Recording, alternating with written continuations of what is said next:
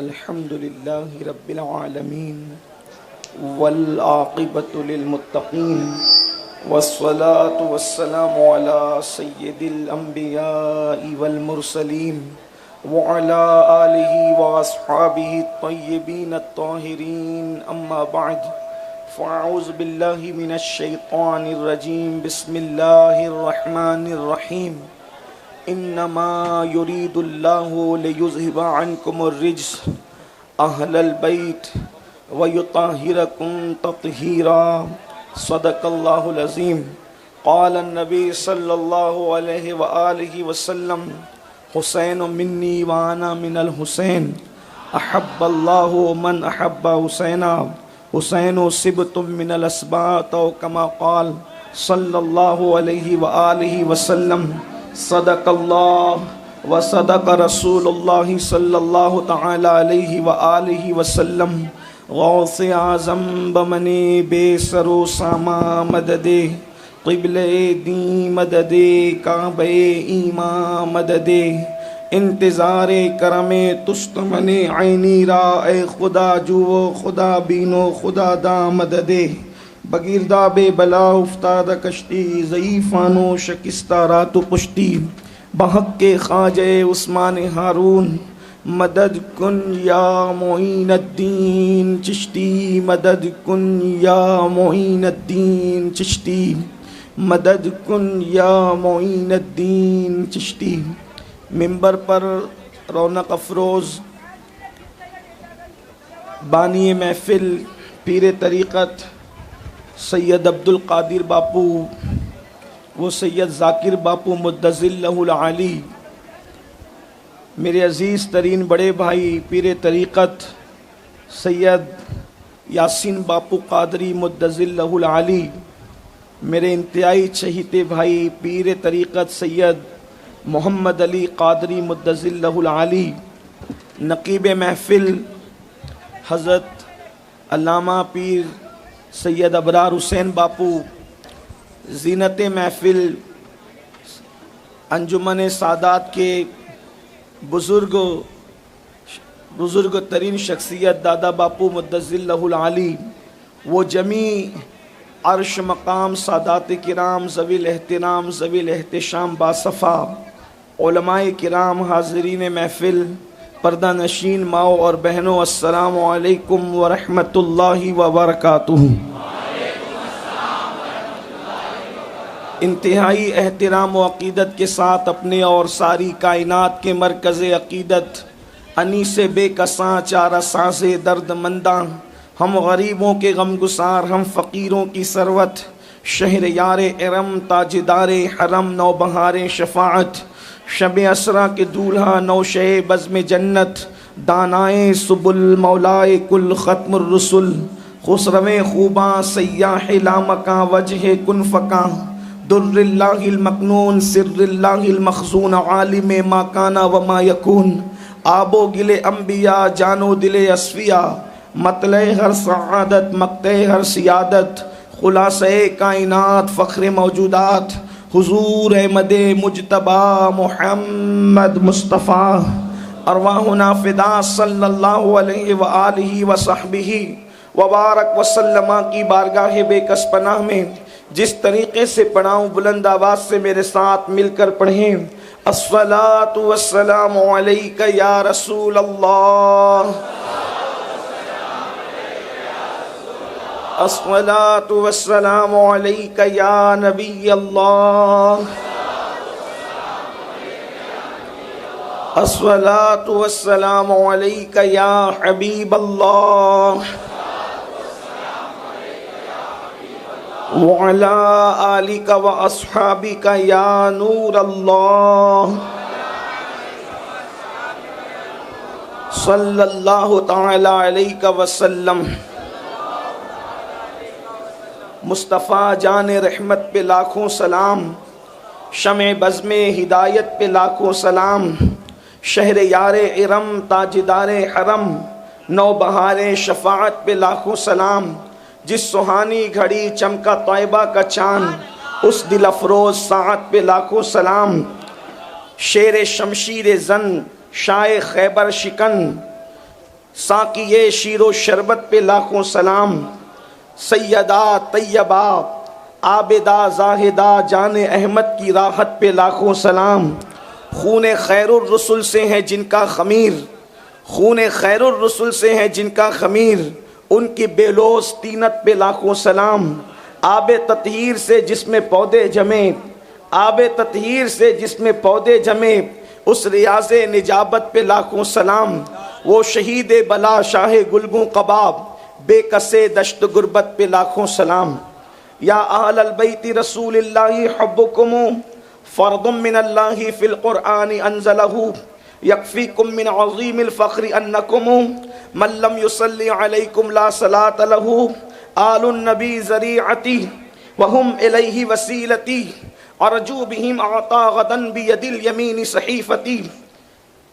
آج کی یہ محفل آپ سب اچھی طرح سے جانتے ہیں کہ پیر طریقت سید صابر حسین باپو رحمت اللہ تعالی علیہ کے عرس سراپا قدس کے موقع پر انعقاد پذیر ہے، اور چونکہ مجھ سے پیشتر آپ نے بڑے بڑے علماء، خطباء، مفکرین اور صالحین کو، محققین کو سماعت کر لیا ہے، اور اب مجھ جیسے بے مایا کی باری ہے۔ یہ بالکل ایسے ہی ہے جیسے زوردار بارش برسنے کے بعد پھر جو ہے وہ پتوں سے پانی گرانے کی کوشش کی جائے اور اس کو ایک مستقل بارش کا نام دیا جائے، جبکہ ایسا نہیں ہونا چاہیے۔ لیکن پھر بھی یہ ہمارے سادات کی محبت ہے، ہمارے علماء کی محبت ہے کہ جو سب سے کم علم، سب سے کم عمل فرد ہے، اس کو انہوں نے اخیر میں اس طرح موقع دیا کہ جتنا چاہے بولتا رہے، تیرے لیے کوئی پابندی نہیں۔ لیکن میں ایسا نہیں کروں گا، بلکہ میں وقت کے ساتھ اپنی گفتگو کو ختم کرنے کی کوشش کروں گا۔ میرے ذہن میں ایک بات آئی کہ جب سید زادے کا عرس ہے تو عنوان کون سا ہونا چاہیے؟ میں نے کہا جس کے گھر میں بیٹھ کے بات کرتے ہیں تو اوروں کی بات کرنے کی بجائے اسی کے باپ دادا کی بات کریں، یہ حق بھی ہے۔ اسی مناسبت سے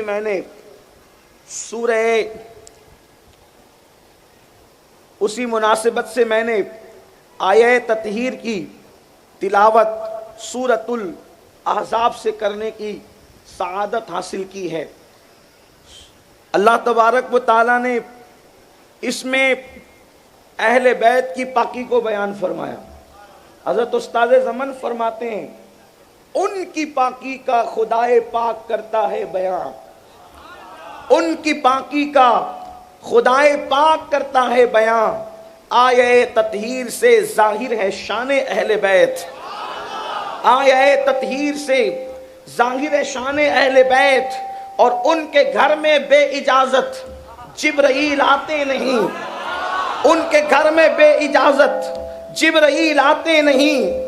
قدر والے جانتے ہیں قدر شان اہل بیت، قدر والے جانتے ہیں قدر شان اہل بیت، اور سر کٹانا جان دینا کوئی تجھ سے سیکھ لے، جان عالم ہو فدا اے خاندان اہل بیت۔ آیہ مبارکہ میں جو تطہیر ہے، جو پاکی اللہ نے بیان فرمائی ہے، اس پاکی پر توجہ چاہتا ہوں۔ اگر موقع ہوتا تو سید صاحب اس پر گفتگو کرتے، لیکن ان کے وقت میں قلت تھی، اس وجہ سے انہوں نے شاید یہ عنوان چھوڑا ہے، وقت کی قلت کی وجہ سے۔ اللہ نے پاک کر دیا کس کو؟ نبی کے گھر والوں کو۔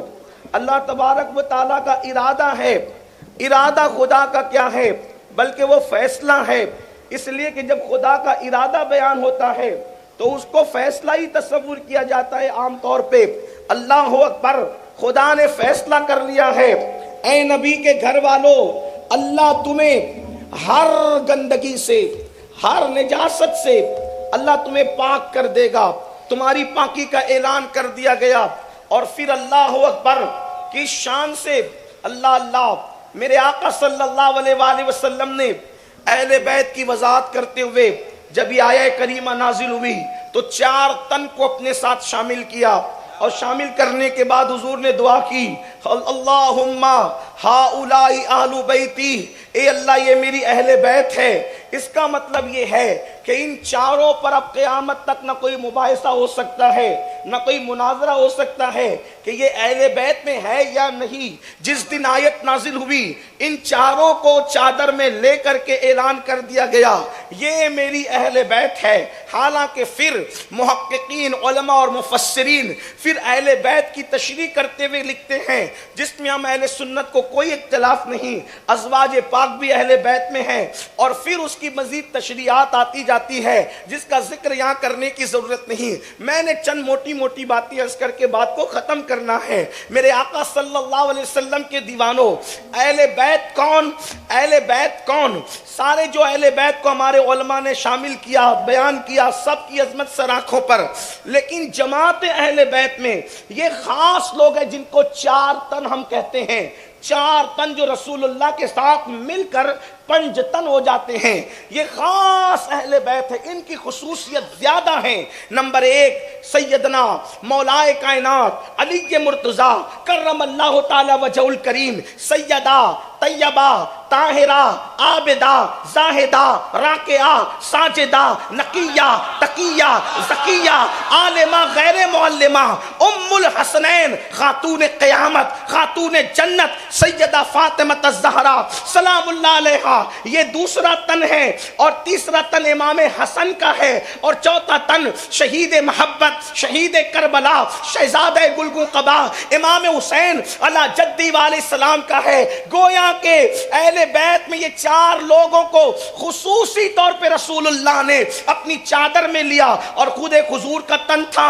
اس طریقے سے پہلا تن رسول اللہ کا، 4 تن یہ 5 تن ہوئے، اور حضور نے کہہ دیا اے اللہ یہ میری اہل بیت ہے۔ اب ذرا سنتے جانا، اور پھر کیا کہا؟ اللہ ان سے ہر گندگی دور کر دے، ہر نجاست دور کر دے، ہر ناپاکی دور کر دے۔ میرے پیارے آقا علیہ الصلوۃ والتسلیم کے پیارے دیوانوں، اب آپ اندازہ فرمائیں، اللہ تبارک و تعالیٰ نے ان پاک لوگوں کی پاکی کا اعلان کیا، حضور نے دعا کیا کہ ان کو سترا فرما دے۔ حالانکہ آپ سن چکے کہ وہ سترے پہلے ہی سے ہیں، جیسے کہ ایک انسان جو ہے ہدایت پر ہونے کے بعد کہتا ہے اہدنا الصراط المستقیم، حالانکہ وہ ایسا نہیں، بھائی جو ہدایت پر ہے نہیں وہ ہدایت کی دعا کیوں کر مانگے گا؟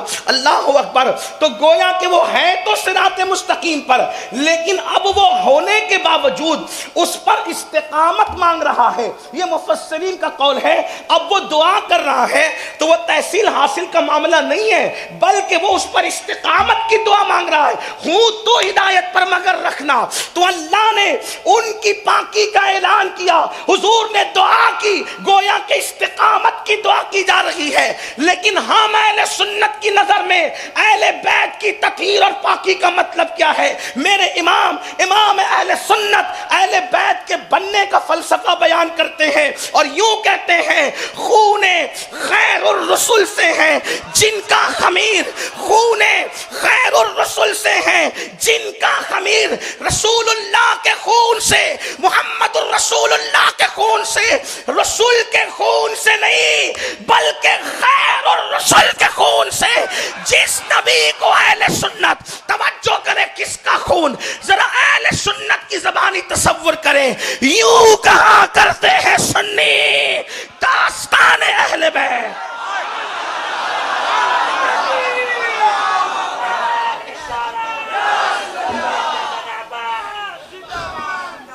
وہ کالا کپڑے والا، کالے دل والا ملعون اہل بیت کیا بیان کر سکتا ہے؟ یوں کہا کرتے ہیں سنی، کس کے خون سے بنے اہل بیت؟ جس نبی کو ہم موسیٰ کی طرح نہیں مانتے، جس کو نوح کی طرح نہیں مانتے، جس کو عیسیٰ کی طرح نہیں مانتے، نور ہونے میں بھی جس کو جبریل کی طرح نہیں مانتے، بلکہ کہتے ہیں وہ ایسے ہیں یا ابا بکرن لم یعرفنی حقیقتاً غیر ربی، ان کی حقیقت کو ان کے خدا کے سوا کوئی نہیں جانتا۔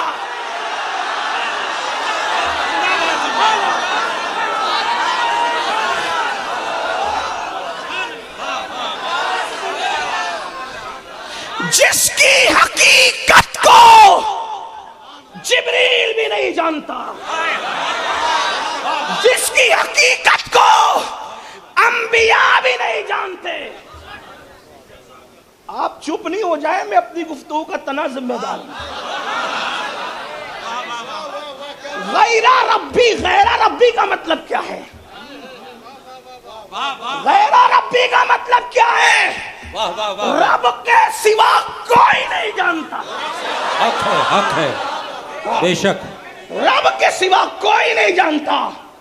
اگر آپ میری ادھوری ٹوٹی پھوٹی کلپیں سن کر کے متاثر ہیں تو آپ گھبرائیں نہیں، میں اپنی تقریر کا کیا بات ہے، کیا بات ہے، واہ واہ واہ واہ، سبحان اللہ سبحان اللہ. ہم پبلک کی داد و تحسین کے لیے اہل بیت اور مذمت یزید نہیں بیان کرتے. کیا بات ہے، یہ ہمارے لیے عبادت ہے، عبادت. سبحان اللہ سبحان اللہ. جلسے میں آنا ہمارے لیے معاش نہیں ہے، معاش ہمارے لیے عبادت ہے. واہ واہ واہ. اور معاش پبلک سے کیا جاتا اور عبادت خدا کی جاتی. اس لیے توجہ فرمائیں. یہ اور بات ہے کہ کوئی حوصلہ نہیں کرتا الا ماشاء اللہ، اس لیے کہ سب کو قتل تھوڑی ہونا ہے. واہ واہ واہ واہ واہ. آبرو جبہ و دستار بھی تو بچانا ہے. لیکن میں حوصلہ کرتا ہوں اور کرتا رہوں گا. سبحان اللہ سبحان اللہ. نعرہ تکبیر، نعرہ رسالت. میری حیثیت کی تو میری حیثیت تو امام شافعی جیسی ہوئی جاتی ہے، اس پر مجھے کوئی صدمہ نہیں. شافعی کہتے ہیں جب میں اہل بیت بیان کرتا ہوں تو لوگ مجھے رافضی کہتے ہیں، اور جب میں صحابہ بیان کرتا ہوں تو لوگ مجھے ناسبی اور خارجی کہتے ہیں. وہی حال میرا ہو گیا ہے. میں اہل بیت بیان کروں تو مجھے رافضی کہا جاتا ہے، اور صحابہ بیان کروں، افضلیت صدیق اکبر بیان کروں تو پھر لوگ مجھے گالیاں بھی دیتے ہیں. لیکن سن لے لوگ، کان کھول کے سن لے، رافضیت کے خوف سے، رافضیت کے فتوے کے ڈر سے میں اہل بیت بیان کرنا نہیں چھوڑوں گا، اور خارجیت کے فتوے کے خوف سے میں عظمت صحابہ بیان کرنا نہیں چھوڑوں.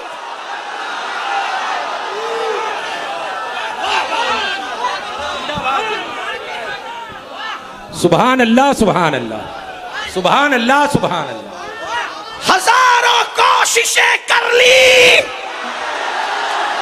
زمانے نے مٹانے کی، مجھے مٹنے نہیں دیتا قدم زہرا کے بچوں کا.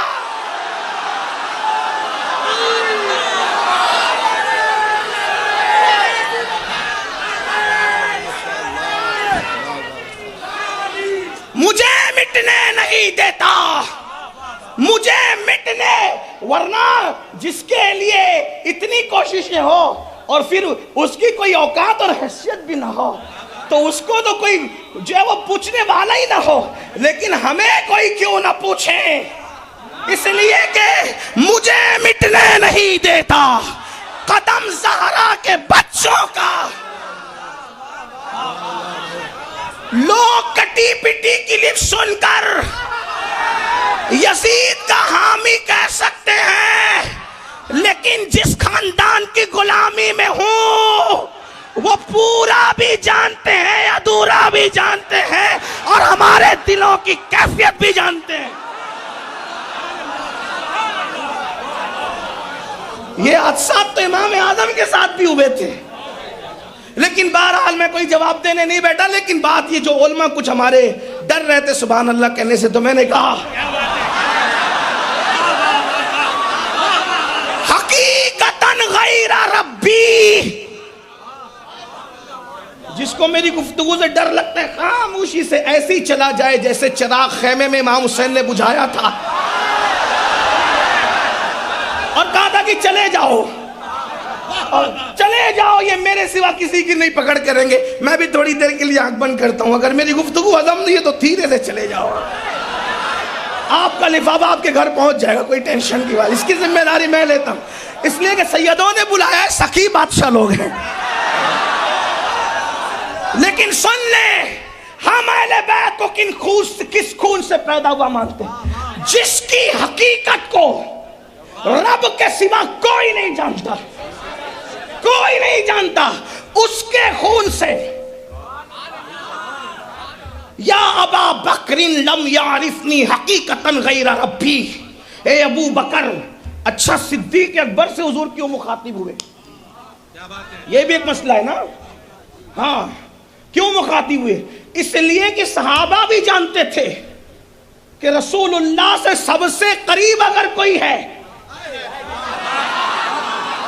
ہاں، ڈنڈی نہیں مارنا اس پر بھی آپ کو۔ ہاں، یہی تو بات ہے، اہل سنت کا ہے بیڑا پار۔ کچھ لوگ یا علی کہنے سے مسکراتے تو ہیں، لیکن صدیق اکبر کا ذکر آتا ہے تو نظریں جھکتی ہے۔ ہم لوگ ڈنڈی مارنے والے لوگ نہیں ہیں۔ اللہ نے دو ہاتھ اس لیے عطا کیے کہ ایک ہاتھ میں اہل بیت کا دامن ہے، ایک ہاتھ میں صحابہ کا دامن۔ کھل کے بولو، ہم سنی ہیں۔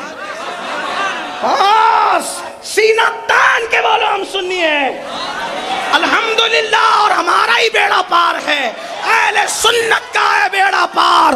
اصحاب حضور نجم ہے اور ناؤ ہے، اطرت رسول اللہ کی۔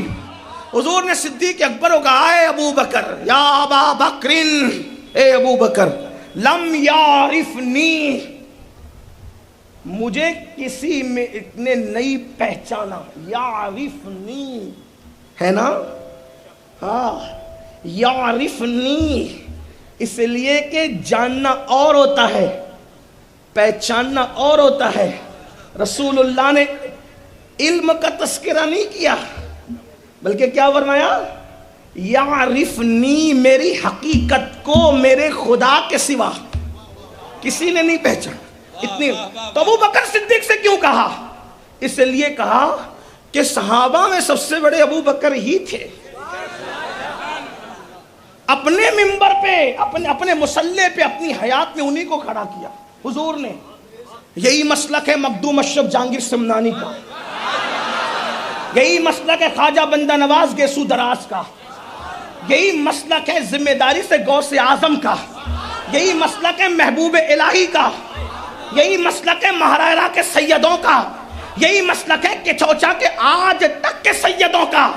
بلکہ ہمارا دادا مرشد، جسے دنیا محدث اعظم کچوشوی کہتی ہے، انہوں نے اعلان کیا مرتبہ حضرت صدیق کا یہ ہے سید، ہر فضیلت کے وہ جامع ہے نبوت کے سوا۔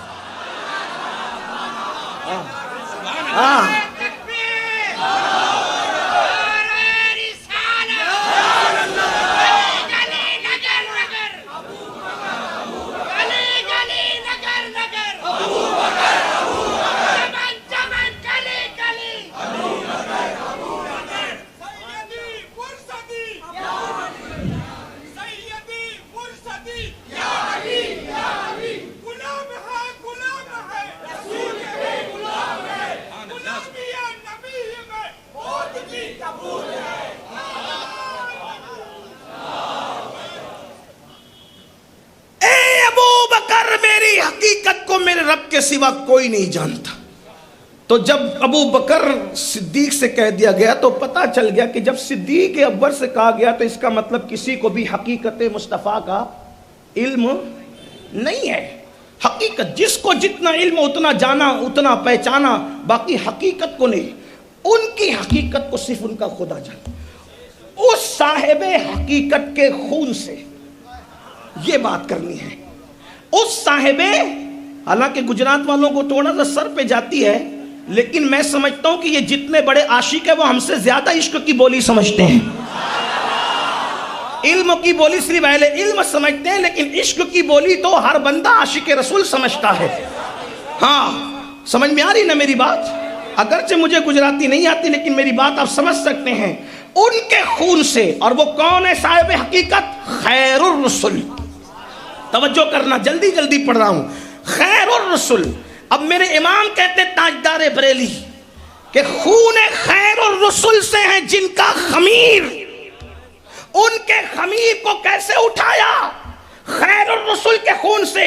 ان کی بے لوث ان کی بے لوث طینت پہ لاکھوں سلام، عیبوں سے پاک ان کی طینت، گندگی سے پاک ان کی طینت، نجاست سے پاک ان کی طینت پہ لاکھوں سلام۔ اور اب کہتے ہیں آب تطہیر سے جس میں پودے جمے، اس ریاض نجابت پہ لاکھوں سلام۔ وہ جو پودے ہیں نا اہل بیت کے، وہ پودے کون؟ آگے جس کے بارے میں کہا تیری نسل پاک میں ہے، بچہ بچہ نور کا۔ وہ جو پودے جمے، وہ پودے کیسے جمے؟ آب تطہیر سے، کیونکہ جب مالی پودے لگاتا ہے تو پودوں کو پانی دیتا ہے، تبھی پانی لگتا، پودا لگتا ہے، تبھی پودا بڑھتا ہے، تبھی پودا کھڑا ہوتا ہے۔ تو مالیوں کے گلستہ میں جو پودے لگتے ہیں وہ کنویں کے پانی سے، وہ بارش کے پانی سے، وہ ندی اور تالاب کے پانی سے۔ لیکن چمنستان مصطفیٰ میں، چمنستان رسالت میں جو پودے لگتے ہیں اس کو کون سا پانی دیا جاتا ہے؟ کنویں، ندی، تالاب کا نہیں، بلکہ آب تطہیر سے جس میں پودے جمے، اس ریاض نجابت پہ لاکھوں سلام۔ اب سننا، اب غور سے سننا، یہ خون خیر الرسل کیا ہے؟ تھوڑی توجہ چاہتا ہوں، یہاں سے لے کے وہاں تک میرے سب جوانوں کی، میری ماں اور بہنوں کی بھی، خون خیر الرسل کیا ہے؟ اتنا توجہ کرے، ذرا دھیان دینا۔ اہل منبر سے دعا چاہتے ہوئے اور ان کی دعاؤں کے سہارے سادات کے قدم چومتے ہوئے اللہ اکبر۔ ایک مرتبہ ایسا ہوا، رسول اللہ صلی اللہ علیہ وآلہ وسلم نے حجامہ کروایا، حضور کا خون نکلا، کٹورے میں رکھ دیا گیا۔ اتنے میں حضرت سیدنا رازدار رسول سیدنا حذیفہ الیمان تشریف لاتے ہیں۔ اللہ اکبر۔ کچھ لوگوں نے اور بھی نام لیا ہے، لیکن زیادہ تر جو ہے وہ محدثین نے حذیفہ الیمان کا نام لیا۔ ممکن ہے کہیں اور واقعات ہوئے ہوں، لیکن بہرحال حذیفہ یمان نے خون دے رسول دیکھا، خون مصطفیٰ دیکھا۔ اب وہ خون دیکھا تو پوچھا کیا ہے؟ حضور نے فرمایا خون ہے میرا، صاحب حقیقت مصطفیٰ جان رحمت کا خون ہے۔ فرمایا میرا خون ہے۔ انہوں نے پوچھ لیا کیا ہے؟ خون ہے، لے جاؤ اس کو ایسی جگہ ڈالو جہاں کسی کا پیر نہ پڑے۔ انہوں نے خون اٹھایا، رسول اللہ کا خون اٹھایا، لے کر چلے اور ادھر ادھر دیکھا، سوچا ہوگا کہ آج پیر نہیں پڑتے تو کل پڑیں گے۔ بھئی یہاں یہ جو جگہ ہے، آج سے 200 سال پہلے کسی نے سوچا تھا یہاں اتنے لوگوں کے پیر پڑیں گے؟ اور جہاں آج مسجد ہے، منبر جہاں ہے، جہاں ایک آدمی صرف جمعہ کے دن کھڑا رہتا ہے، اس کے بارے میں کوئی یقینی فیصلہ کہ کل وہاں لوگوں کے پیر نہ پڑیں؟ بہت ممکن ہے، حالات جب بدلے، زمانہ بدلے، لوگ تبدیل ہوں تو ویرانہ آباد و آباد ویرانہ ہو جائے، ایسا ہوتا رہتا ہے۔ حضرت حذیفہ یمان 1857 کے بعد والے انگریزوں کی پیداوار والی فکر کے حامل نہیں تھے۔ ان کو تو ڈائریکٹ رسول اللہ سے عقیدہ ملا تھا، حضور سے ڈائریکٹ ان کو عقیدہ ملا تھا۔ اور جس کو حضور سے عقیدہ ملا، سن لیں، ہم سنیت کس کو سمجھتے ہیں اس کو ذرا سن لیں، جو رسول اللہ سے ان کا لایا ہوا من عن عقیدہ لے۔ سنیت کی ڈیفینیشن میں آپ کے سامنے پیش کر رہا ہوں، جو رسول اللہ سے حضور کا لایا ہوا من عن عقیدہ لے لے، وہی سنی ہے۔ پھر چاہے وہ رسول اللہ کے دور کا ہو، چاہے وہ امام مہدی کے دور کا ہو، یہ سنیت ہے۔ جو حضور لائے من عن لے لے، وہ سنی ہے۔ جو اس میں کاٹ پیٹ کرے وہ سنی نہیں، وہ بدعتی ہے۔ ٹھیک ہے، اب اس کو، اس ضابطے کو یاد رکھنا، آگے کی گفتگو سننا۔ سنیت کا معیار کیا قائم ہو گیا؟ حضور جو کچھ لے کر آئے من عن، اس میں کوئی کٹوتی نہیں۔ جو عقیدہ لے کر، عقیدے کی بات کریں، جو عقیدہ نظریہ لے کے من عن اس کو لے لینا، یہ سنیت ہے۔ ٹھیک، اس میں کمی بیشی کرنا یہ بدعت ہے۔ بس اتنا یاد رکھیں آپ، آسان زبان میں سنیت کا خلاصہ۔ حضرت حذیفہ نے خون لیا، اس کو پی لیا۔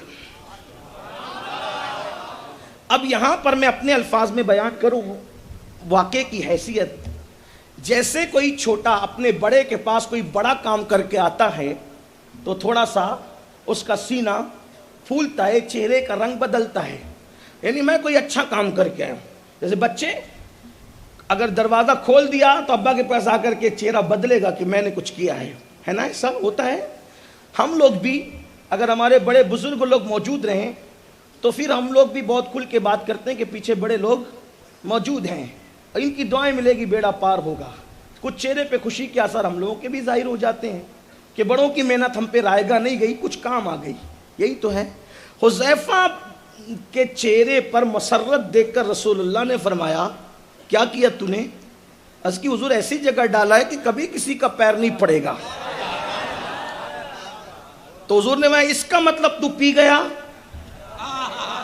اس کا مطلب کہ تو، حالانکہ خون کی حرمت میں امت مسلمہ میں کسی کا اختلاف نہیں، کیونکہ خون نص قرآن سے حرام ہے نا.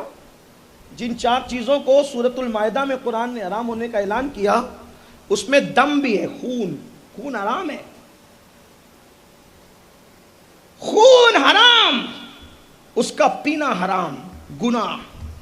لیکن میرا آپ پیے، میں آپ کا پیوں، یہ ایک دوسرے کا پیئیں، بلکہ خون پینے کا ماورا ہی بڑا خطرناک ہے.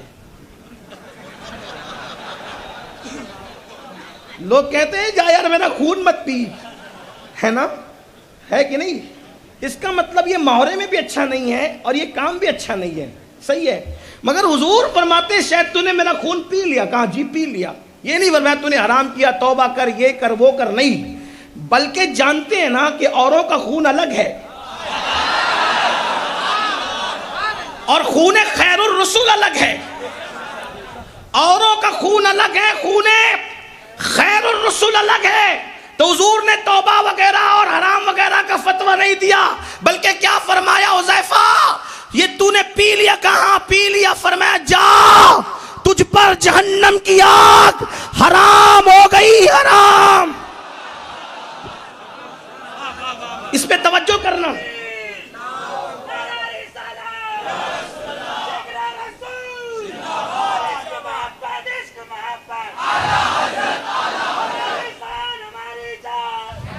یہ خون پیا کس کا؟ کٹورا بھر رسول اللہ کا. آقا کیا فرمایا؟ تجھ پہ جہنم. مطلب کیا نکلا؟ جس پہ جہنم حرام ہے اس کو ملا کیا؟ بولو بھائی، کیا ملی؟ کس پر؟ ایک خون کے کٹورے پر. خون کے کٹورے پہ جنت کی بشارت دی. خون کے کٹورے کے پینے پر رسول اللہ کے خون کا کٹورا پیا، جنت کی بشارت دی. کیا مطلب نکلا؟ اب آپ کو لانا یہاں چاہتا ہوں، اللہ کرے آپ کا دماغ یہاں آ جائے جہاں لانا چاہتا ہوں. یہ واقعہ تو آپ نے کئی بار سنا، مجھ سے بڑے بڑے خطبہ سے سنا، آپ نے مجھ سے بھی کئی بار سنا، لیکن آپ کو لانا جہاں ہے وہ یہ ہے. رسول اللہ نے فرمایا تجھ پہ جہنم حرام ہے، مطلب تو جنتی ہے. کیوں جنتی ہے؟ ایک کٹورا میرا خون تیرے پیٹ میں گیا. اب ذرا سوچنا یہ جملہ کہنے کا مطلب کیا نکلا. اس کو علماء اور محققین کی زبان میں اشارت النص کہتے ہیں، ہے نا. اشارت النص کیا نکل رہی ہے؟ تجھ پر جہنم حرام ہے کا مطلب یہ کہ جتنے جہنم میں لے جانے والے کام ہیں آج کے بعد وہ تجھ سے نہیں ہوں گے. یہ گارنٹی رسول اللہ نے لی. توجہ کرنا، اشارت النص کر رہا ہوں. کیا؟ جتنے جہنم میں جانے والے کام ہے، یعنی زنا جہنم میں لے جائے گا. اے حذیفہ تیرے پیٹ میں میرا خون گیا، آج کے بعد تو زنا نہیں کر سکتا. غیبت جہنم میں لے جائے گی. آج کے بعد توجہ کرنا، بہت خاص بات، اگر آپ اس پر نہیں پہنچ سکے تو میرا آنا ناکام ہے. توجہ کرنا سنیوں، سنی ماں کا دودھ پیا ہے، سنی باپ کا خون میری رگوں میں ہے، اس لیے اہل بیت سے محبت ہمارا ایمان کا حصہ ہے. آپ سے بیان کر رہا ہوں، سن لو، اچھے سے سن لو. حذیفہ کو کہا تجھ پر جہنم حرام ہے، مطلب اشارت النص کیا نکل رہی ہے؟ زنا جہنم میں لے جاتا ہے. حذیفہ آج کے بعد تو زنا نہیں کرے گا. غیبت جہنم میں لے جاتی ہے، آج کے بعد تو غیبت نہیں کرے گا. جھوٹ جہنم میں لے جاتا ہے، آج کے بعد تو جھوٹ نہیں بولے گا. چوری جہنم میں لے جاتی ہے، آج کے بعد تو چوری نہیں کرے گا. رشوت جہنم میں لے جاتی ہے، آج کے بعد تو کسی سے نہ رشوت لے گا نہ کسی کو رشوت دے گا. حق تلفی جہنم میں لے جاتی ہے، آج کے بعد تو کسی کی حق تلفی نہیں کرے گا. بے ایمانی پر مرنا جہنم میں لے جاتا ہے. حذیفہ تو بے ایمان نہیں بلکہ ایمان پہ مرے گا. میں پوچھنا چاہتا ہوں، جس کے پیٹ میں نبی کا ایک کٹورا خون جائے اس کی حفاظتوں کا یہ انتظام کیا جاتا ہے،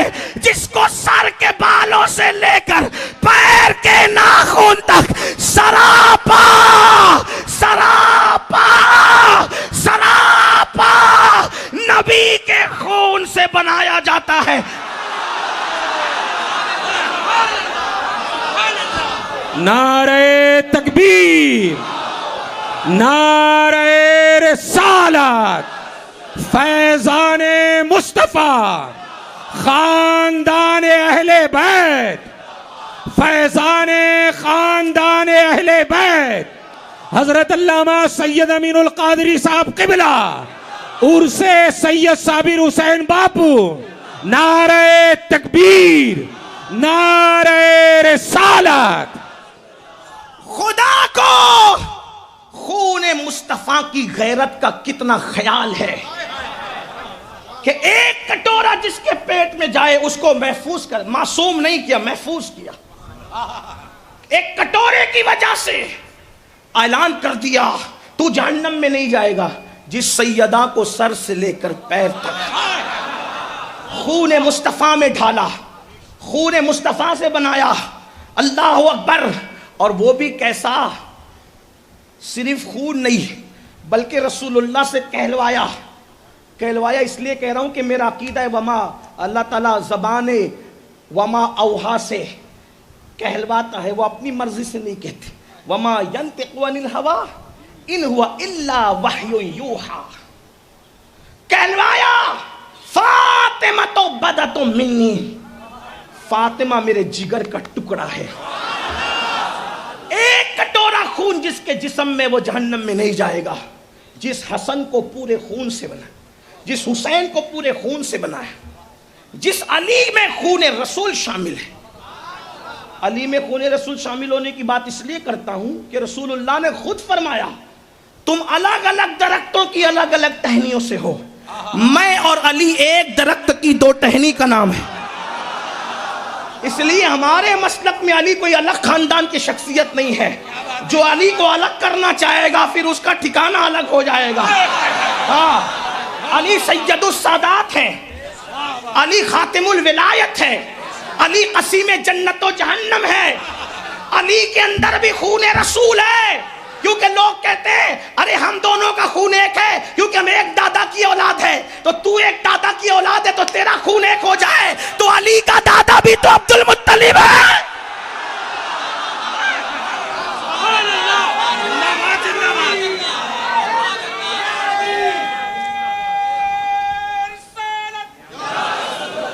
اب ہم اہل بیت کو اتنا محفوظ مانتے ہیں، ایک کٹورا جس میں جائے وہ اتنا محفوظ ہو جائے، حالانکہ وہی بڑی شان والی ہستی ہے، لیکن جن کو گوندا ہی جائے خمیر رسول سے، خون رسول سے جن کا خمیر ہو، خمیر وہ کیسے لوگ ہوں گے؟ ان کو کہتے ہیں اہل بیت۔ اسی لیے رسول اللہ نے ہمیں کسی کے سپرد نہیں کیا۔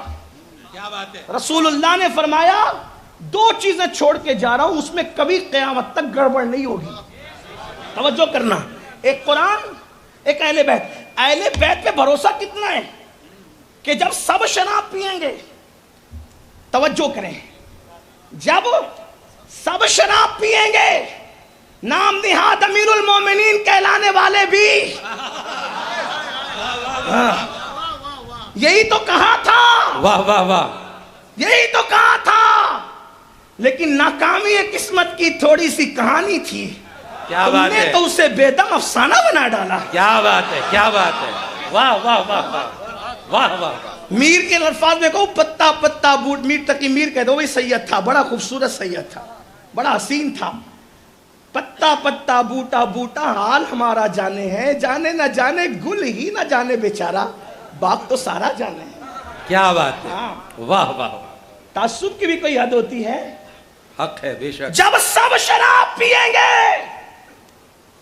تو علی اکبر کو دیکھ کر جو شراب کا بائیکاٹ کرے گا وہ میری اہل بیت سے ہوگا، یہ بات۔ سبحان اللہ، سبحان اللہ، ہاں، واہ، یزید کا کیا قصور؟ یزید کا یہ قصور تھا کیا بات کہ وہ پاپی تھا، وہ شرابی تھا، وہ زانی تھا، وہ اہل بیت کا دشمن تھا، حق اور ہے۔ مخدوم اشرف جہانگیر کے سلسلے میں مرید ہوں۔ واہ واہ واہ واہ، خلافت کے اعتبار سے میرا رشتہ ان کی ارادت سے جڑتا ہے۔ میرے مخدوم، میرے اشرف نے یزید پر لعنت فسقی پر پوری کتاب لکھی ہے، کیا بات ہے، حق، لعنت فسقی پر پوری کتاب لکھی ہے۔ جب کسی نے پوچھا کہ جس کو نہیں معلوم ہے وہ مخدوم صاحب کی زندگی پڑھے، یزید پر لعنت فسقی پر مخدوم صاحب کی پوری کتاب ہے. ہم گنجڑی چرسی پیروں سے مرید نہیں ہیں. واہ واہ واہ واہ واہ واہ. ہم اپنے دور کے اتنے بڑے لوگوں سے رشتہ ناتا رکھتے ہیں، ایسے درویشوں سے ملتا ہے ہمارا شجرہ جن کے قدموں میں کہیں تاج پڑے رہتے ہیں. سبحان اللہ سبحان اللہ. یزید پر لعنت فسقی پر مخدوم صاحب کی پوری کتاب ہے، اٹھا کر کے دیکھ لیں. واہ واہ واہ. جب لوگوں نے کہا یزید پر لعنت فسقی کیسے ہو سکتی ہے تو میرے مخدوم نے فرمایا کہ قرآن نہیں پڑھا؟ ان الذین یؤذون اللہ ورسولہ لعنہم اللہ فی الدنیا والآخرہ. جب اللہ تعالیٰ اس پہ لعنت کر رہا ہے، لیکن یہ لعنت فسقی ہے، یہ اہل علم تھوڑا سا غور کر لیں. اسی پر چھوڑتا ہوں، ابھی اس میں نہیں جاتا کہ لعنت فسقی کی کیا تعریف ہے، لیکن میرے مخدوم نے لکھا، اس کا ذمہ دار بھی میں ہوں. تو آپ بتائیں، ہم تو ان سلسلوں سے جڑے، لیکن بات آگے بڑھانے سے پہلے یہ اہل بیت ہے، ان کے گھر میں اجازت کے بغیر جبریل نہیں آتے. ان کی محبت ہم پہ فرض ہے، قرآن میں ہے نا. ان کی کتنا بھی نیک عمل کر لو، ایمان پہ مرنے کی کوئی گارنٹی نہیں، لیکن محبت اہل بیت ہے تو رسول اللہ نے ضمانت دی. جو میری اہل بیت کی محبت میں مرے گا مومن مرے گا، بستر پہ مرا تو بھی شہید مرے گا. اس کی روح بعد میں نکلے گی، پہلے اس کو جنت کی بشارت دی جائے گی. بہت کچھ فضائل پڑھنا چاہتا ہوں لیکن وقت اس کی اجازت نہیں دیتا. اخیر بات سمیٹتے ہوئے، ابھی میرے دو بھائیوں نے ایک گفتگو کی، ایک جملہ کہا. میرے بھائی، بڑے بھائی پیر سید محمد علی قادری، دوسرے بڑے بھائی پیر سید ابرار علی، ان دونوں نے ایک جملہ کہا کہ اہل سنت کے اسٹیج سے اہل بیت کے وہ فضائل نہیں پڑھے جاتے جو اوروں کے یہاں پڑھے جاتے ہیں یا ہمارے یہاں کم پڑھے جاتے ہیں. دیکھیے ایک بات آپ سے کہوں گا، کیونکہ یہ دونوں ہیں میرے بھائی اور میں ان کا چھوٹا بھائی. علمی اختلاف، توجہ کرنا، علمی اختلاف بھائی بھائی میں ہوتا ہے، لیکن اس میں جھگڑا نہیں ہوتا، فتوے نہیں لگتے، بات چیت بند نہیں ہوتی. سمجھ لیں، کیونکہ ہمارا مسلک یہ ہے کہ علمی اختلاف کرنے کا حق سب کو ہے اور سب سے ہے. صحیح ہے؟ یہ دونوں میرے بھائی ہیں، ان کی جوتیاں میرے سر پر. اور اگر یہ لوگ مجھے یقین ہے ناراض بھی نہیں ہوں گے، اس کے بعد بھی ان سے ایسے اسٹیج پہ بیٹھیں گے، ایسے ملیں گے، ایسی ملاقات کریں گے کہ سید بادشاہ ہے نا، سید کا دل بہت بڑا ہوتا ہے. لیکن اب انہی دونوں بزرگوں کو سبق سنانے کی نیت سے اور ان دونوں کو سبق سنانے کی نیت سے اور ان سیدوں سے فیصلہ اور دعا لینے کی نیت سے اب میں پڑھتا ہوں کہ کس کے اسٹیج سے زیادہ اہل بیت بیان ہوا. میں پڑھ رہا ہوں، اگر مجھ سے غلطی ہوگی میں نے ابھی اصلاح کرنی ہے. مجھ سے بڑھ کر ہندوستان میں توبہ پر کھلا دل رکھنے والا بندہ کون ہوگا؟ اوروں سے کر لی، ان احترام کے ساتھ توبہ کر لی، آپ تو میرے بھائی لوگ ہو، کر لوں گا. لیکن اب سنو، ایک جملہ میرے اس بھائی نے بھی کہا، اس بھائی نے، ان کی جوتیاں میرے سر پر. اہل سنت کے اسٹیج سے اہل بیت زیادہ بیان نہیں ہوتے. اب میرا سوال ہے یہ کہ من کنت مولاہ فہذا علی جن مولا، یہ سب سے پہلے کس اسٹیج سے بیان ہوا وہ بیان کیا جائے. مجھے بولو، جو مجمع تھا اور اس مجمع میں جتنے لوگوں نے بیان کیا، چاہے بیان کرنے والے جابر ابن عبداللہ ہو، ابو ہریرہ ہو، یہ عمر ابن خطاب ہو، اس طریقے کے یہ روایت حد تواتر کو پہنچی ہے اور جس نے بیان کیا وہ سب میرے نبی کے صحابی ہیں. ہم صحابہ کو سنیوں کے کھانے میں رکھتے ہیں یا غیر سنیوں کے کھانے میں رکھتے ہیں؟ اب مجھے بتاؤ، اگر ہمارے اسٹیج سے اہل بیت بیان نہیں ہوتا تو من کنت مولا ہو فہذا علی جن مولا لوگ لائے کہاں سے وہ بیان کیا جائے. اللہ اکبر. ارقبوا محمدن فی اہل بیتی، محمد کی اہل بیت کا معاملہ محمد الرسول اللہ میں دیکھو، یعنی جیسے رسول رسول کی تعظیم کرتے ہو ویسے ان کی اہل بیت کی تعظیم کرنا. یہ کس نے کہا؟ اس کا نام ہے ابو بکر صدیق رضی اللہ تبارک و تعالیٰ عنہ. اللہ اکبر. الحسن والحسین سیدہ شباب اہل الجنہ. حسن حسین جنتی جوانوں کے سردار ہے. یہ کس مسلک سے بات آپ تک پہنچی ہے ذرا وہ بھی بیان تو ہو میرے آقا علیہ السلام کے پیارے دیوانوں. سیدنا ابو ہریرہ اپنے امامے کے شملے سے امام حسین کے پیر کی تلوے کو صاف کرتے تھے اور کہا کرتے تھے مولا حسین تیری فضیلتیں جو میں جانتا ہوں اگر دنیا کو پتا چل جائے تو لوگ تجھے پیر زمین پہ رکھنے نہ دے بلکہ لوگ تجھے کندھوں پہ اٹھا کر کے گھوما. یہ بات کس اسٹیج سے بیان ہوئی ہے؟ اور اگر تحقیق کے معاملے کو لے کر یہ ہم کہہ سکتے ہیں کہ چلو صحابہ سے سنیت ملی اس کے بعد شروع کریں تو میں پوچھتا ہوں اہل بیت کی محبت میں جس کو زہر دیا گیا, جو محبت اہل بیت اتنا بیان کرتا تھا کہ منصور بادشاہ وقت کو تکلیف ہوئی, اگر یہ ایسی اہل بیت بیان کرتا رہا تو اپنا تو قصہ ہی تمام ہو جائے گا. ہر دور میں اہل بیت اہل سنت نے بیان کیا کم و کاست کیے بغیر. منصور نے کہا یہ نعمان, باپو ذکر کر رہے تھے امام اعظم کا, نعمان بن ثابت امام اعظم ابو حنیفہ جب بیان کرنے لگے نا اہل بیت کیا کہتے تھے پتہ ہے؟ رسول اللہ کے بچوں کی حمایت کرنا بدر و احد میں شرکت کے برابر ثواب ملے گا تمہیں. وقت کے بادشاہ کو خوف ہوا تو کیا کیا؟ بہانہ لگایا تمہیں قاضی بننا ہے. میں نے کہا انہوں نے کہا تیرا قاضی میں نے نہیں بننا, قاضی بننے کا شوق اوروں کو ہوگا, میں نے نہیں بننا تیرا قاضی. اس لیے کہ امام اعظم تو کہا کرتے تھے جس کو قاضی بنایا گیا اس کو الٹی چھری سے ذبح کر دیا گیا.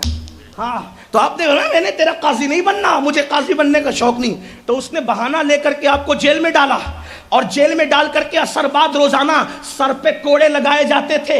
امام اعظم روزانہ محبت اہل بیت میں سر پہ کوڑے اٹھاتے تھے اور پھر بھی اہل بیت بیان کرتے تھے. انہوں نے ہی تو اہل بیت بیان کی. اللہ اکبر. اب بتاؤ یہ سنی نہیں تو سنی کون؟ اس کے آگے اور چلیں. اگر اہل سنت کے اسٹیج سے اہل بیت بیان نہیں ہوتا تو جس کے مونڈے توڑ دیے گئے مدینہ منورہ میں, جس کا منہ کالا کر دیا گیا مدینہ منورہ میں, جس کو گدھے پہ بٹھا کر مدینہ کی گلیوں میں گھمایا گیا اور کہا گیا اہل بیت بہت پڑھتا ہے تو, اہل بیت بہت بیان کرتا ہے تو, آج کے بعد مت کرنا. منہ کالا کیا, مونڈے توڑ دیے گئے, مدینے کی گلیوں میں پھرایا گیا. تو اس وقت کیا ہوا پتا ہے؟ وہی جس کا منہ سیاہ کیا گیا تھا, کالا کیا گیا تھا, کالا دل لوگوں نے کالا کیا تھا, وہ کہنے لگا گدھے پہ بیٹھ کے, حالانکہ لوگ اس اہل بیت کے شہدائی کو ذلیل کرنے نکلے تھے, لیکن وہ کہنے لگے لوگوں جو مجھے پہچانتا ہے, جو نہیں پہچانتا آج وہ پہچان لے. میں امام دار الحجرہ مالک ابن انس, امام مالک گدھے پہ منہ کالا ہونے سے پہلے جیسے اہل بیت کے فضائل بیان کرتا تھا آج بھی ویسے ہی بیان کروں گا. اگر سنی نہیں بیان کرتے تو کون بیان کرتا؟ اگر سنی نہیں بیان کرتے تو کون بیان کرتا ہے؟ یقیناً ان کی مراد کیا ہے میں اس تک ابھی پہنچوں گا. غلط نہیں کہا انہوں نے, مراد کیا ہے وہ وہاں تک. اس لیے کہ جب 9 لکھوں نا ادھر بیٹھ کے تو ادھر والے کو 6 دکھتا ہے, یہ بھی صحیح ہے وہ بھی صحیح ہے. میرے دونوں بھائی کہاں کی بات کر رہے تھے, وہ غلط نہیں کی انہوں نے, لیکن یہ بات آج کرنا میرے لیے ضروری تھی. ورنہ یہ نوجوان چھوکرے جا کے کہتے کہ اہل بیت ہمارے یہاں بیان نہیں ہوتا. اگر ہمارے یہاں بیان نہیں ہوتا تو کہاں بیان ہوتا ہے؟ امام مالک کو ارے لوگوں نے تو ماتم کر کے حکومتیں لے لی ہاتھوں میں, اہل بیت کے نام پہ چیٹنگ کیا, اہل بیت کے نام پہ سیاست کیا. اصل اہل بیت سے محبت تو ہم نے کی. میرے امام مالک جو سنیوں کا امام ہے, سنیوں, اصل میں تمہیں ان کے نام ہی نہیں پتا نا, کیونکہ جنہیں استنجا کی سنتیں نہیں پتا, جو وضو کے فرائض نہیں جانتے, جو نماز کا طریقہ نہیں جانتے, انہیں کیا پتا کہ یہ امام کون لوگ ہیں. میں پڑھنے لگا ہوں, توجہ کرنا, اور میں پڑھوں گا, تھوڑا مجھے وقت دیں, برا نہیں مانے. اللہ اکبر. امام دار الحجرہ نے منہ کالا کیا گیا, گدھے میں بیٹھ کے کہا میں پڑھوں گا. تم کیا سمجھتے ہو کہ ذلیل کر کے تم اہل بیت کی محبت نکال دو گے؟ نہیں. جیسے مچھلی کے دل سے پانی کی محبت نہیں نکل سکتی, ویسے سنی اور مومنوں کے دل سے اہل بیت کی محبت نہیں نکل سکتی. ہم مر کے بھی محبت اہل بیت کو نہیں چھوڑ سکتے. امام مالک کس طرح شہید ہوئے؟ محبت اہل بیت میں. امام محمد ابن ادریس شافعی نے اتنا اہل بیت بیان کیا اتنا بیان کیا کہ ان کے دور کے چٹنگ باز لوگوں نے ان کو رافضی تک کہہ دیا کہ چلو دھمکی دیں گے رافضیت کی تو یہ بند کر دے گا. تو وہ شافعی تھے، محمد ابن ادریس شافعی، وہ ڈٹ کے کھڑے ہو گئے اور کہا لو کانا حب آل محمد رفضا، اگر آل محمد کی اہل بیت کی محبت ہی رافضیت ہے، فَلْيَشْهَدِ الثَّقَلَانِ اَنَّا رافضی، اگر اہل بیت کی محبت کا نام رافضیت ہے تو پھر جن اور انس گواہ ہو جائیں کہ محمد ابن ادریس رافضی ہو گیا. جاؤ تمہارے باپ سے کیا کرنے کا، کیونکہ جنت ہمیں تم سے تھوڑی لینا ہے فتویٰ بازوں سے، ہم نے تو جنت زہرا کے بابا سے لینا ہے نا. ہاں ہم نے تو جنت ان سے لینا ہے. امام شافعی پہ فتوے لگے. اس کے بعد آپ آگے بڑھیں، دیکھیں تھوڑا رک جائیں گے، اہل بیت بیان ہو رہا ہے، ابھی پانی کی ضرورت نہیں ہے، تھوڑا ٹھہریں ذرا. ہاں ایک بار درود شریف پڑھ لیں آپ. اللہ رب محمد صلی اللہ علیہ وسلم نحن عباد محمد صلی اللہ علیہ وسلم صلاۃ و سلام علیک یا جد الحسن والحسین. محدثین کی صف میں ایک امام ہے، امام نسائی. انہوں نے پوری کتاب لکھی خصائص علی. میں چیلنج کرتا ہوں اہل علم کو، سنی امام نسائی سے پہلے کسی نے خصائص علی لکھی ہو تو بتاؤ. انہوں نے لکھی کتاب، صرف لکھی نہیں پڑھا. جہاں نذرانہ ملتا ہے نا وہاں اہل بیت پڑھنا آسان ہے، جہاں ڈنڈے پڑھتے ہیں وہاں سنیوں نے اہل بیت پڑھا ہے. امام نسائی نے دمشق کی زمین پر جو امویوں سے متاثر تھی، مروانیوں سے متاثر تھی، اس سرزمین پر امام نسائی نے مولا علی کو پڑھا. اور جب پڑھا تو مروانیوں نے، امویوں نے جن کا اثر تھا، جن کے دلوں پر لوگوں کا اثر تھا، مروانیوں کا اور امویوں کا اثر تھا، تو ان لوگوں نے حضرت امام نسائی پر حملہ کیا. اتنا مارا، اتنا. یہ ان کا نذرانہ تھا، یہ ان کا اہل بیت اور علی کی محبت پڑھنے کا نذرانہ تھا. اتنا مارا، مردہ سمجھ کے چھوڑ کے بھاگ گئے. استاد نسائی پڑھ رہے ہیں، سارے شاگرد بھی ڈنڈے پڑے تو اٹھ کے بھاگ گئے. بہت کٹھن ہے ڈگر پن گھٹکی، بہت کٹھن ہے. امیر خسرو کہتے ہیں بہت کٹھن ہے ڈگر پن گھٹکی، کیسے کہ بھر لاؤں مدوا سے مٹکی. آسان نہیں ہے یہ محبت اور عشق کی ڈگر. خسرو کہتے ہیں خسرو نادی پیم کی الٹی واقعی دھار، جو نکلا سو ڈوب گیا، جو ڈوبا سو پار. امام نسائی کو ڈنڈے پڑے، بدل اپنی زبان، ڈنڈے کھا کے بھی وہ قائم رہے حب علی پر، محبت علی پر. اور جب چھوڑ کے بھاگ کے مرا تو ہلکی ہلکی سی سانس نکلتی تھی. پھر واپس لوگ پلٹ کے آئے تو کہا آپ کی آخری خواہش کیا ہے؟ توجہ کریں، یوں کہا کرتے ہیں سنی، یوں کہا کرتے ہیں سنی داستان اہل بیت. کیا ہوا؟ آپ کی آخری خواہش کیا ہے؟ فرمایا اہل بیت سے بڑی محبت ہے، انہی کی محبت میں تو مارا گیا ہوں. میری تمنا یہ ہے کہ مجھے یہاں سے مکہ لے جاؤ اور جہاں اہل بیت کے مکانات تھے مجھے وہاں لے جا کر کے دفن کر دو. لیکن لوگ لے کر کے چلے، رم اللہ کے مقام پر آپ کی شہادت ہو گئی. تو لوگوں نے کہا چونکہ اس وقت جو ہے وہ حفاظت کا کوئی انتظام تو تھا نہیں، وہ ٹھنڈی جو ہے وہ صندوقیں جو ہوتی تھی وہ تو آج کل جو ہو گئی ہے، وہ پہلے تو تھی نہیں. تو انہی رم اللہ کے مقام پہ، اسی رم اللہ کے مقام پہ نسائی کو دفن کر دیا گیا. وہ دفن ہو گئے، وہاں آگے نہیں لے جا سکتے تھے. لیکن برسوں کے بعد، بلکہ کئی سالوں کے بعد آپ کی قبر کسی وجہ سے کھلی تو قبر سے مشک کی خوشبو آ رہی تھی، کفن بھی میلا نہیں ہوا تھا. اس لیے کہ اہل بیت کی محبت میں مرے تھے نا، اہل بیت کی محبت میں مرے تھے. زمین میلی نہیں ہوتی، زمن میلا نہیں ہوتا، محمد کے غلاموں کا کفن میلا نہیں ہوتا. اہل بیت کی محبت میں شہید ہوئے تھے میرے بھائی، کفن بھی میلا نہیں ہوا تھا. لیکن پھر جب لوگوں نے دیکھا کہ جسم تر و تازہ ہے تو پھر لوگوں نے ہمت کی، رم اللہ سے اٹھا کر پھر مکہ لے گئے اور خاندان نبوت کے جہاں مکانات تھے ان کے قدموں میں حضرت امام نسائی کو دفن کیا گیا. امام اعظم کی شہادت اہل بیت کی وجہ سے، امام شافعی میں فتویٰ اہل بیت کی وجہ سے، امام مالک کا منہ کالا کیا جانا، مونڈے توڑ دیے جانا اہل بیت کی وجہ سے. اب آپ سے پوچھنا چاہتا ہوں میرے پیارے آقا علیہ السلام کے پیارے پیارے دیوانوں، ایک طرف آپ نے ادھر سن لیا صحابہ کا اسٹیج، پھر تابعین کا اسٹیج، اس کے بعد اب نیچے کی طرف آئیں. کس دور میں اہل بیت بیان نہیں ہوا؟ آپ سے پوچھنا چاہتا ہوں یہ کس نے لکھا؟ یہ کس نے لکھا؟ اللہ اکبر. کہ انسان اگر پوری کائنات کے برابر گناہ بھی لے کر کے آئے اور اس کے دل میں اہل بیت کی محبت ہو تو اللہ تبارک و تعالیٰ کے رسول اس کی شفاعت کر دیں گے. یہ لکھنے والا کوئی شیعہ نہیں ہے، یہ سنی امام ابن حجر جس نے سوائق المحرقہ میں لکھا. ہاں اللہ اکبر. میرے آقا صلی اللہ علیہ وآلہ وسلم کے پیارے دیوانوں، یہ کس نے لکھا کہ میں کم سے کم اہل بیت کا احترام اتنا کرتا ہوں جتنا بادشاہ مصر کا کیا جاتا ہے. مصر کے بادشاہ کا جتنا احترام کیا جاتا ہے اتنا کم سے کم میں اہل بیت کا احترام کرتا ہوں. یہ کس نے لکھا؟ اہل بیت جس بستر پہ بیٹھے ہوں اس بستر پہ تم نے نہیں بیٹھنا، اہل بیت کھڑے ہوں تم نے نہیں بیٹھنا. یہ کس نے لکھا؟ اللہ اکبر. کہ اہل بیت کو رسول اللہ کے گھر والوں کو آتا دیکھ کر جو تعظیم کے لیے اٹھ کے کھڑا نہیں ہوگا وہ لا علاج بیماری میں مبتلا کر دیا جائے گا، وہ لا علاج بیماری کا شکار کر دیا جائے گا. آپ سے پوچھنا چاہتا ہوں یہ کس نے لکھا؟ سید کسی عورت کو طلاق دے دے اس کے ساتھ نکاح ادبن نہیں کرنا چاہیے. یہ کس نے لکھا؟ سید کو نظر دو تو یوں نہ دیا کرو بلکہ یوں دیا کرو. آپ سے پوچھنا چاہتا ہوں یہ کس نے لکھا کہ جب میں مروں تو میرے کفن پہ لکھ دینا اہل بیت کا خانہ زاد غلام ہوں. یہ کس نے لکھا؟ اللہ اکبر.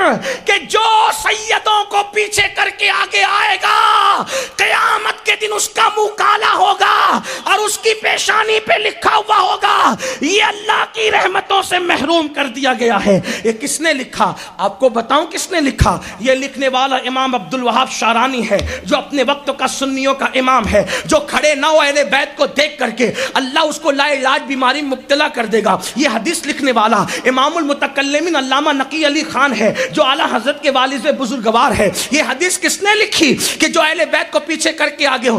بلکہ یہ حدیث بھی لکھی میری اہل بیت کو سکھایا نہ کرو، ان کا استاد نہ بنا کرو، ان سے سیکھا کرو. ہاں کس نے لکھا؟ ارات الادب میں امام اہل سنت سیدی اعلیٰ حضرت نے لکھا. آپ سے پوچھنا چاہتا ہوں میرے پیارے آقا علیہ السلام کے پیارے دیوانوں، اہل بیت لوگ بعد میں بیان کر رہے ہیں، وہ بھی گڑ گڑ کے بیان کر رہے ہیں. جس نے سندوں کے ساتھ اہل بیت کو لکھا، اگر ہم سنیوں کو ہٹا دیں تو روایتی کہاں رہ جاتی ہے؟ فضائل مولا علی یہ مرتضیٰ کے بارے میں یہ کہا گیا کہ تو جنت و جہنم کا تقسیم کرنے والا ہے. کس نے بیان کیا؟ ابو ہریرہ نے بیان کیا، ہمارے زمانے کا امام اہل سنت، اپنے دور کا امام اہل سنت. اللہ اکبر. جس نے یہ بیان کیا علی میں نے رسول اللہ سے سنا، توجہ کرنا، علی میں نے رسول اللہ سے سنا کہ علی جس کو چٹھی دیں گے وہی پل صراط سے گزر کر کے خیر سے چلا جائے گا جنت میں. یہ روایت بیان کرنے والا کون ہے؟ افضل البشر بعد الانبیاء بالتحقیق سیدنا ابو بکر صدیق ہے جو ہمارا امام اہل سنت ہے، ہم سنیوں کا امام ہے. اللہ اکبر. یہ کس نے کہا کہ ہمارے سر میں جو بال اگے ہوئے ہیں وہ بھی اہل بیت کے صدقے میں ہے؟ وہ عمر ابن خطاب نے کہا جو ہمارا سنیوں کا امام اہل سنت ہے. اللہ اکبر. آپ سے پوچھنا چاہتا ہوں میرے آقا علیہ السلام کے پیارے دیوانوں، اہل بیت کو کندھوں پہ اٹھا کر مدینے میں گھومنے والے لوگ کون تھے؟ وہ صحابہ تھے جو ہمارے امام ہیں. اللہ. آپ دیکھیں غوث پاک نے اہل بیت بیان کیا، غریب نواز نے اہل بیت بیان کیا، صابر پاک نے اہل بیت بیان کیا. اللہ اکبر. مخدوم اشرف جہانگیر سمنانی نے اہل بیت، بلکہ جب انہوں نے اہل بیت خلفائے راشدین پہ کتاب لکھی الگ ترتیب خلافت کا تذکرہ کیا، صدیق اکبر، فاروق اعظم، عثمان غنی، آخری میں مولا علی جو چوتھے نمبر پر آپ کا لکھا، لیکن اس میں فضائل کچھ زیادہ لکھی ہے نا.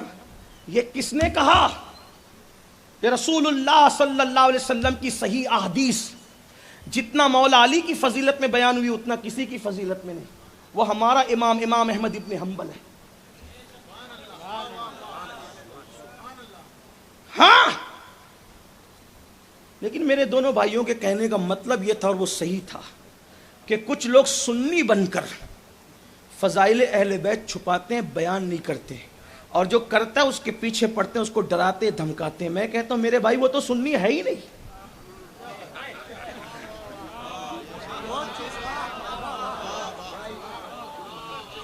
جو اہل بیت کی فضیلت چھپایا کب جاتا ہے؟ جب دل میں بغض ہوتا ہے.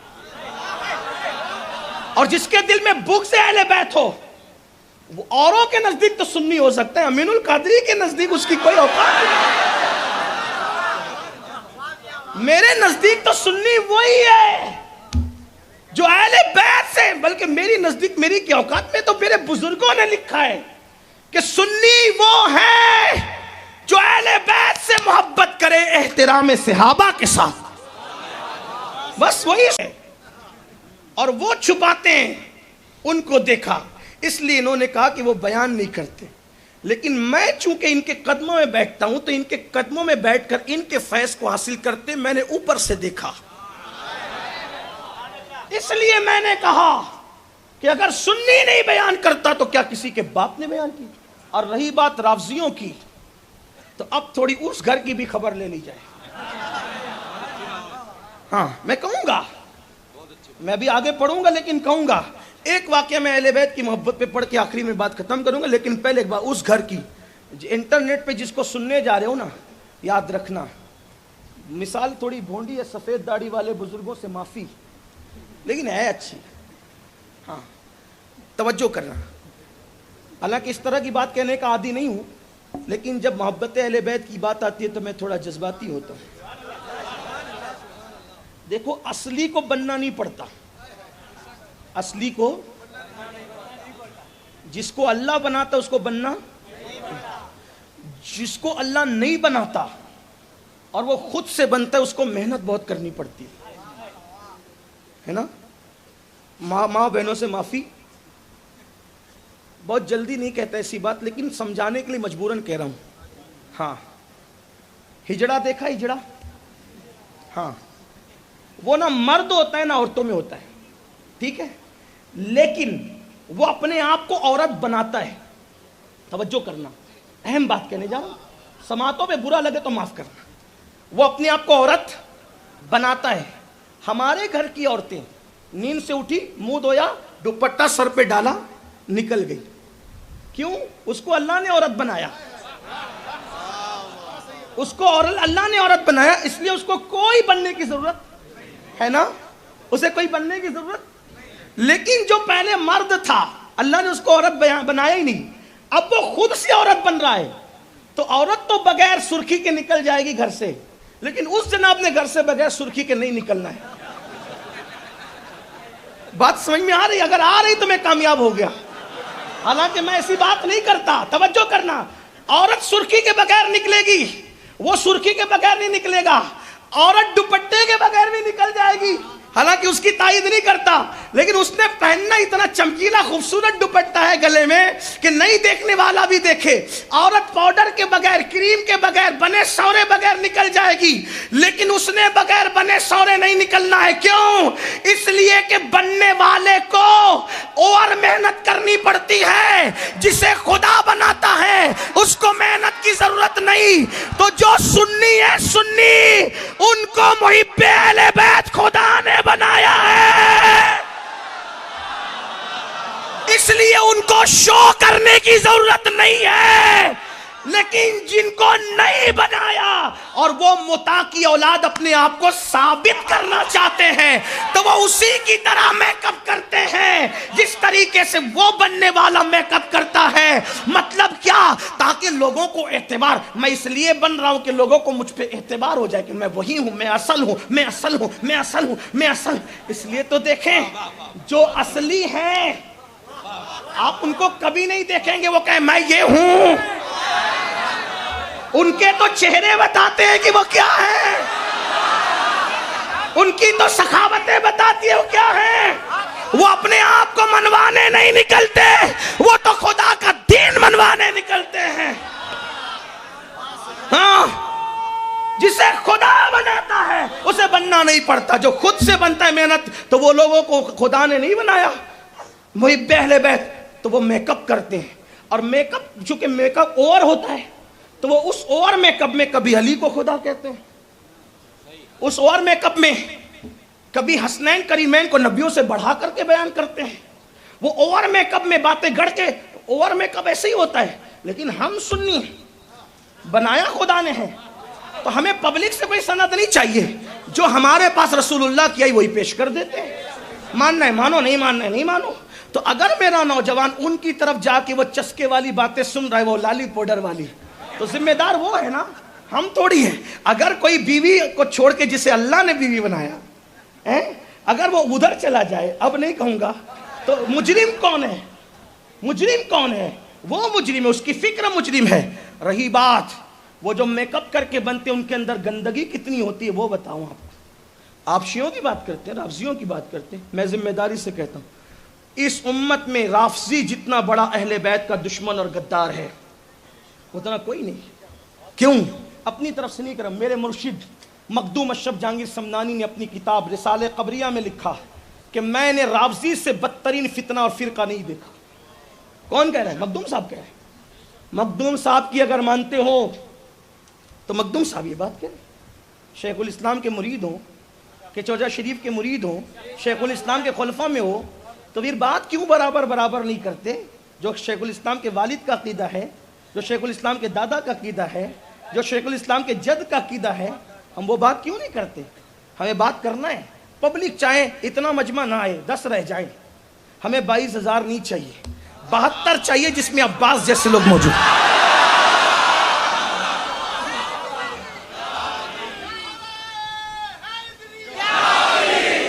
مخدوم صاحب فرماتے رسالہ قبریہ میں نے رافضیوں جیسا بدترین فرقہ نہیں دیکھا۔ میں اپنے مریدوں کو نصیحت کرتا ہوں اس فرقے سے بچتے رہنا۔ وہ کہہ رہا ہے بچتے رہنا، اور آپ کو یہ اہل بیت کے محب لگتے ہیں؟ کیا محب ہے میں بتاتا ہوں آپ۔ ملا صادق کا نام سنا ہے؟ ایران سے جس کو چاہے وہ کتاب میرے پاس لے آئے، بتانے کی ذمہ داری میری ہے۔ کتاب میں نہیں لاؤں گا، کتاب وہ خود لائے۔ وہ کہتے تم چھاپ کے لائے، 100 سال سے تو دیابنا سے یہی جھگڑا ہو رہا تھا، تم چھاپ کے لائے۔ تو کہتے تھے کہ ہمارے بزرگوں کی تو نہیں چھپتی، تمہاری کہاں سے چھاپ کے لائے؟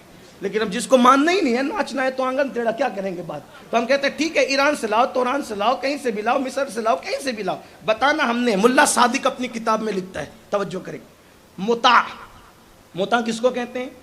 نوجوانوں سن لو، ایمان بچانا ہے تو سنی بن کے رہنا، اپنے بچوں کو سنی رکھنا، ہر ایک کی تقریر سننے کی ضرورت نہیں ہے۔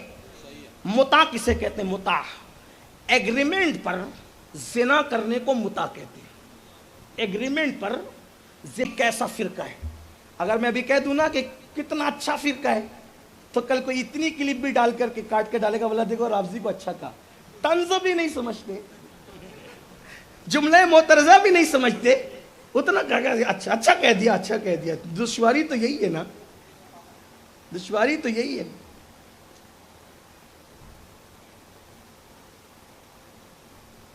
رافضی کیسا فرقہ ہے؟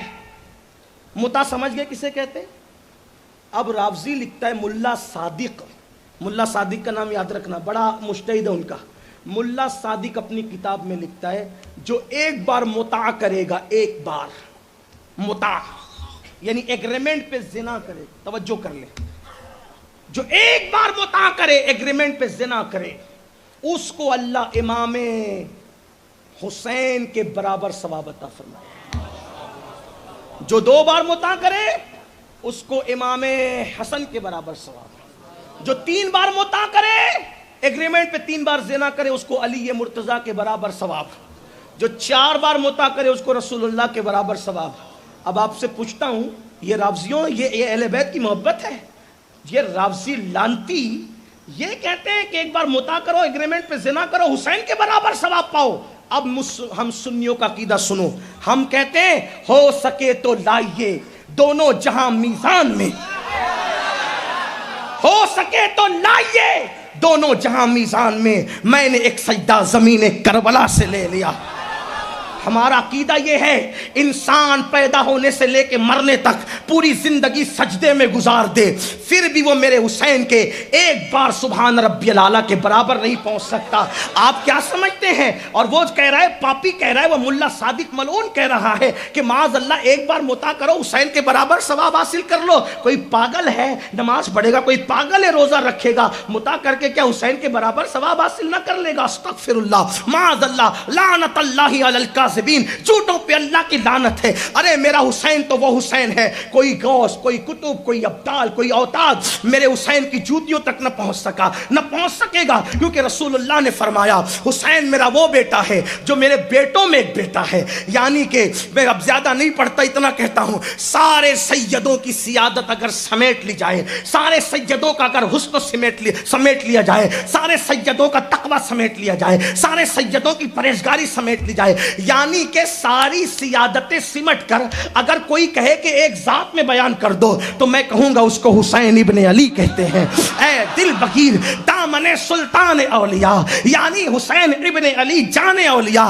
اب پتہ چلا سنیو، جو میک اپ کرتے ان کی طرف نہیں جانا، آؤ ان کی طرف چلتے ہیں جو سچے لوگ ہیں، جو سچے لوگ ہیں۔ محبت اہل بیت میں کیسی کیسی قربانیاں دی گئی ہے، کیسی کیسی قربانیاں دی گئی ہے، آپ کو نہیں پتا۔ اور وہ سب کے سب سنی تھے، سب کے سب مومنین تھے، اس لیے سنیت پر وابستہ رہو۔ اور اہل بیت کی محبت کا صلہ کیا ہے؟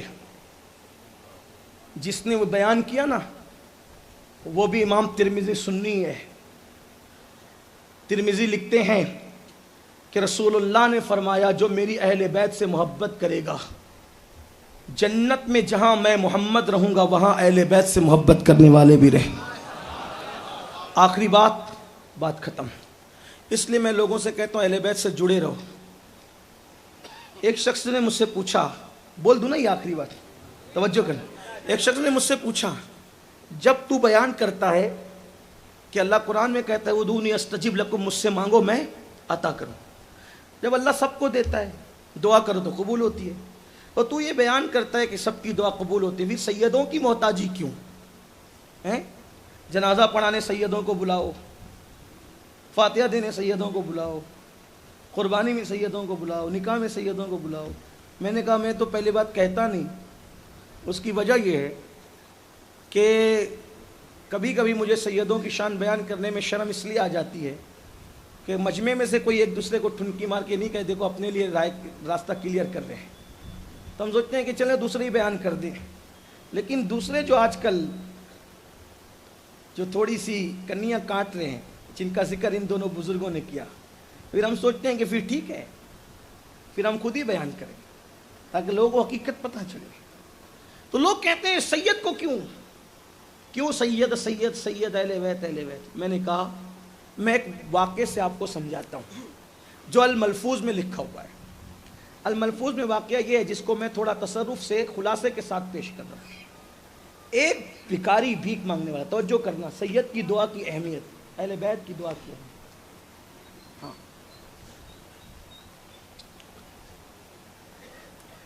ایک بھکاری ایک دکان پہ آیا اور کہا مجھے بھیک دے۔ دکاندار نے کہا چل نکل یہاں سے، بھاگ چل۔ اس نے کہا دے ورنہ تیری دکان کو آگ لگا دوں گا، پلٹ دوں گا۔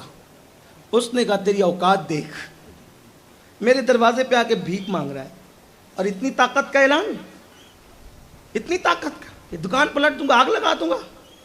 وہاں سے ایک بزرگ گزر رہے تھے، صاحب کشف یا اس کے پیر تھے یا بزرگ گزر رہے تھے، انہوں نے کہا بیٹا دے دے اس کو، دے دے ورنہ یہ تیری دکان کو آگ لگا دے گا، دے دے۔ انہوں نے کہا بابا اس کی اوقات دیکھیں، اگر یہ اتنا پاورفل ہوتا تو بھیک مانگنے کیوں آتا؟ کہا بیٹا دے دے ورنہ آگ لگے گی۔ کہا کیوں؟ کہا میں دیکھ رہا ہوں گا کشف سے، میں کشف سے دیکھ رہا ہوں کہ جب یہ کہتا ہے نا کہ آگ لگا دوں گا تو اس کا پیر بڑا پاورفل ہے، اور وہ پیر اللہ کی بارگاہ میں کہہ رہا ہے مولا یہ میرے مرید کی زبان کی بات ہے، اگر وہ کہہ دے آگ لگے تو آگ لگ جانا چاہیے۔ توجہ آپ کی، اگر وہ کہہ دے آگ لگے تو آگ لگ جانا چاہیے۔ مسلمانوں، مرید دعا کرتا ہے تو پیر اللہ کی بارگاہ میں کھڑے ہو کے کہتا ہے اللہ میرے مرید، میرے بیٹا، میرا روحانی بیٹا، اس کی عزت کا سوال ہے، اگر یہ کہہ دے تو ہو جانا چاہیے۔